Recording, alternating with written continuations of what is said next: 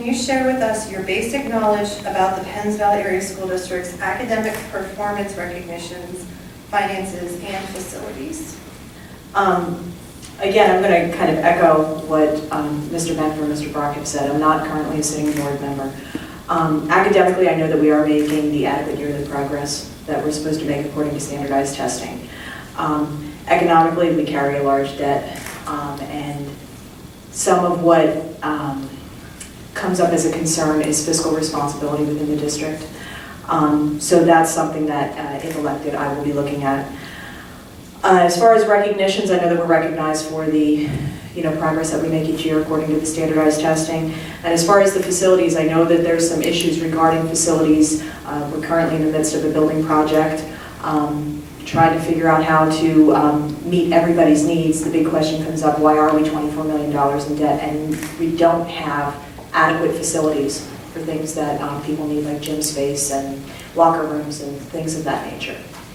Thank you. Mr. Niewinski? Okay, as far as academic performance and recognitions, I could ditto what everybody else has said down here. Our students are performing really, really well. We're performing at a high level even across the state. Our last graduating class had proficiency rates 24% higher on average than any other kids in mathematics and reading in the state. So I understand that there's a lot of contention regarding teaching to the test, but we've kind of been given a mandate as far as what our kids need to accomplish with adequate yearly progress, and so we embrace that because those are the minimum standards that our kids have to meet, and our school has a high expectation of rigor.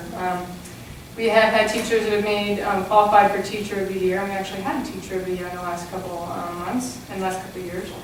Our finance, we are actually in a really good place financially. We have a AA- rating, which is a phenomenal rating. We have the best fiscal rating of any district in the county. And as far as facilities, we've invested in infrastructure and trying to make the improvements that our community and our kids deserve. What do you believe will be the most difficult decision the board will need to make in the next 5 years or so? Thank you. Ms. Brennan?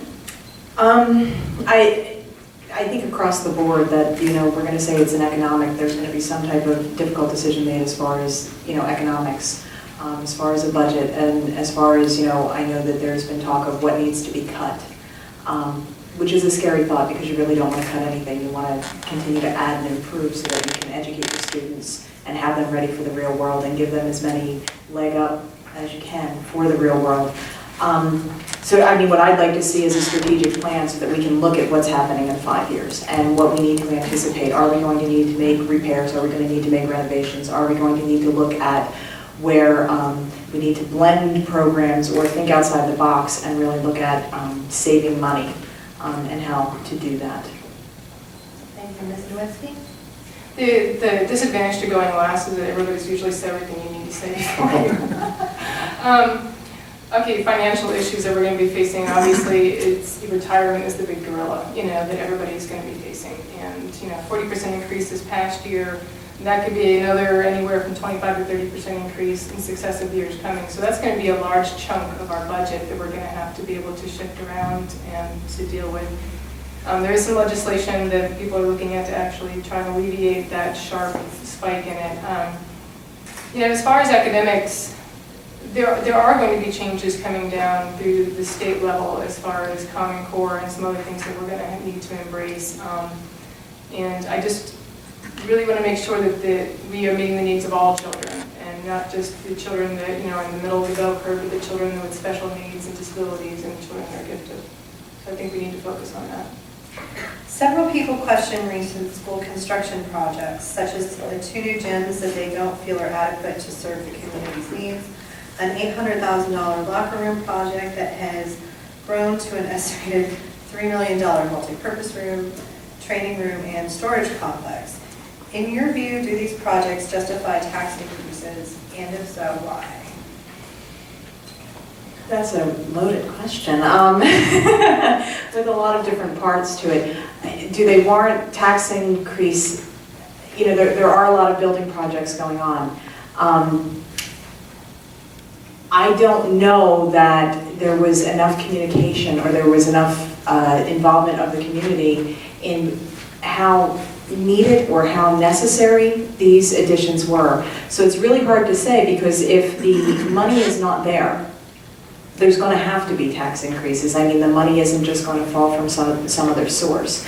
And that, I know, is one of the big concerns in our community, is because we did not have a tax increase this year. And what does that mean going forward because of these large building projects that went from, you know, 800,000 to 3.3 million? You know, what does that mean for the taxpayer? And our taxpayers are maxed out, and we really need to be able to look at that. So does it warrant it? If the money's not there, I don't know how to go around it. Ms. Niewinski? The project that we approved this past spring was something that had been looked at for quite a while. There has been a need for a wrestling room in our district for decades. Our students have been rolling out mats in the cafeteria and picking food off of them before they actually get a chance to practice. So as far as the renovation to the bathrooms, the locker rooms, that first part of the project was budgeted about $1.6 million, not $800,000. The total bid for the locker room renovation and the addition of the cardio trainers areas, storage, which we absolutely needed, and the mat room, which can be used for all the different sports and regular PE classes during the day, was about $3 million. And we are within budget. We did not have to incur any additional debt for that project. We paid for it with cash reserves that we had, and it did not cause an increase in taxes for our community. How would you balance providing services for students with special needs versus the other children in the district? Ms. Niewinski? I think that our school is trying to do the best that they can. I think there have been instances where maybe some families feel like they weren't serviced the way their kids desired or that they wanted. And those are issues that we are already addressing and we've been talking about in our education committee, over the past year.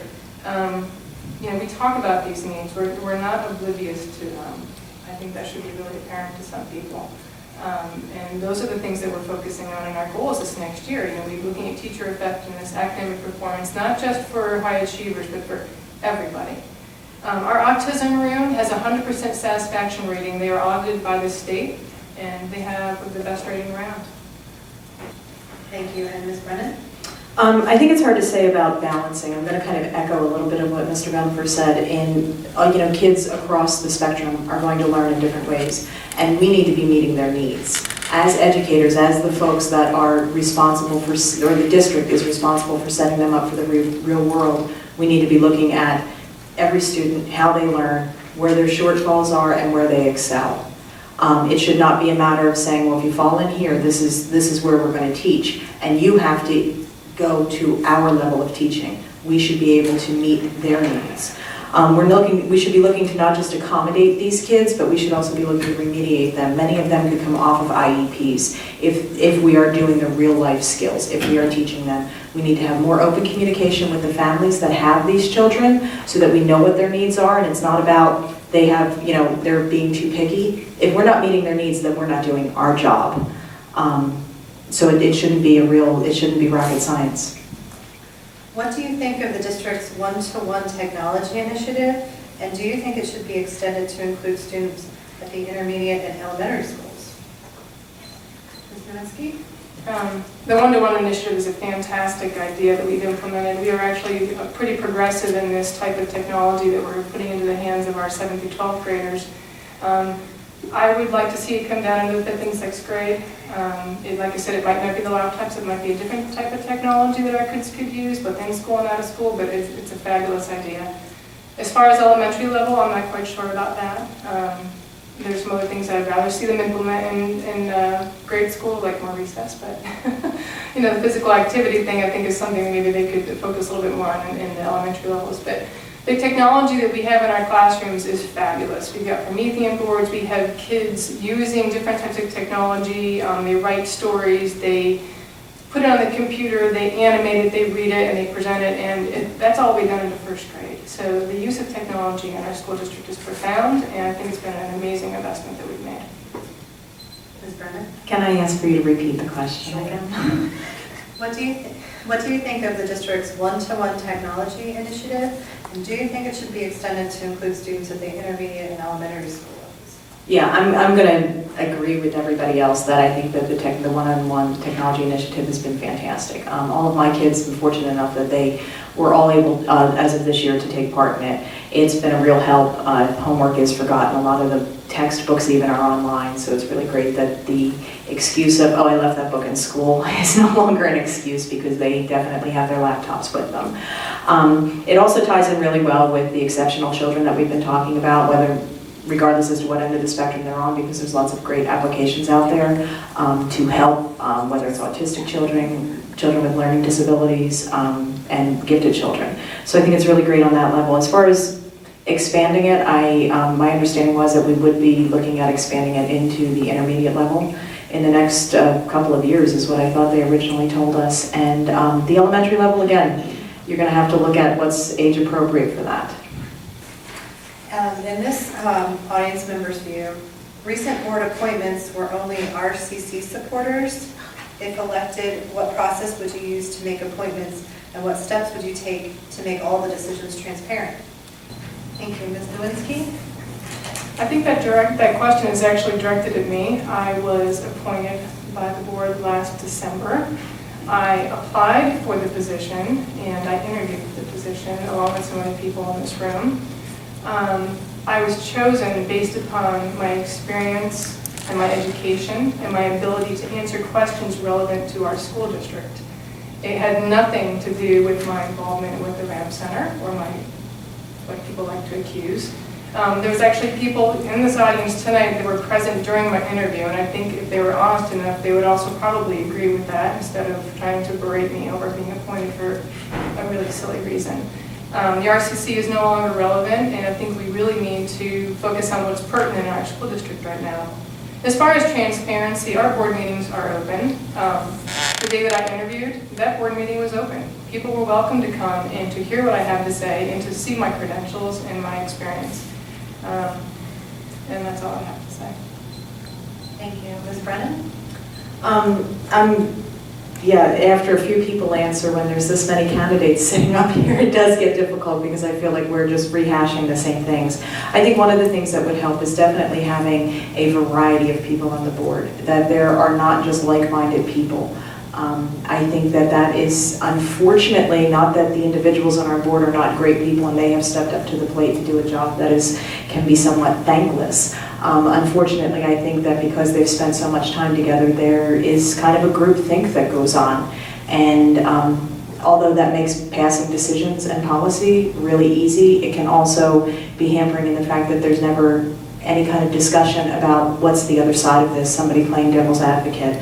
I think having transparency with the technology we have, there's no reason that they could not, meetings could not be videotaped and aired online, posted online, and having the community involvement, as Mr. Brock said, with question and answer.